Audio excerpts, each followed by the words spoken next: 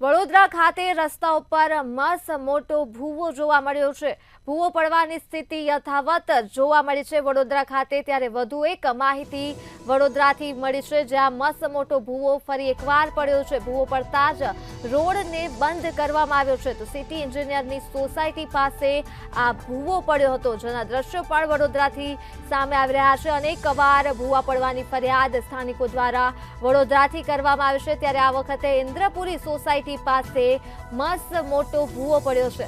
સ્થાનિક કાઉન્સિલર સ્થળ પર દોડી આવ્યા હતા અને માહિતી વડોદરાથી સામે આવી છે, જ્યાં મસ્ત મોટો ભૂવો પડ્યો છે। તો ભૂવો પડતા જ રોડને બંધ કરી દેવામાં આવ્યો હતો અને સિટી એન્જિનિયરની સોસાયટી પાસે જ આ ભૂવો પડ્યો છે। તો આ મુદ્દે જ આપણી સાથે સંવાદદાતા નિલેશ બ્રહ્મભટ્ટ ફોન લાઈન પર જોડાઈ ગયા છે। જી નિલેશ, વડોદરા શહેરમાં વધુ એક મસ્ત મોટો ભૂવો પડ્યો છે, શું કહેશો? જી ધર્મી, સંસ્કારી નગરી કહેવાતી વડોદરા હવે ભુવા નગરી થઈ ગઈ છે અને ભુવા નગરીને સાર્થક કરતો રોજ એક ભુવા પડે છે। હવે ગુજરાતીની કહેવત ખાડો ખોડે તે પડે તેને સાર્થક કરતો સિટી એન્જિનિયરની સોસાયટી પાસે એક મસ્ત મોટો ભુવો પડ્યો છે।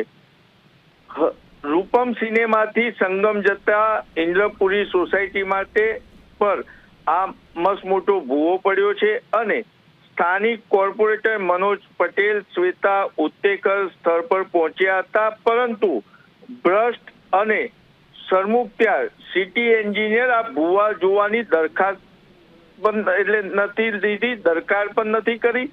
મહત્વની બાબત એ છે કે હાલ રૂપમથી સંગમ જતો રસ્તો નાગરિકોના વપરાશ માટે બંધ કરવામાં આવ્યો છે।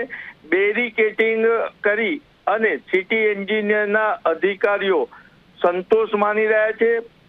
નસીબ જો કોઈ મોટી જાનહાનિ નથી થઈ, પરંતુ આજે શહેરમાં એક જ ચર્ચા છે કે ખાડો ખોદે તે પડે।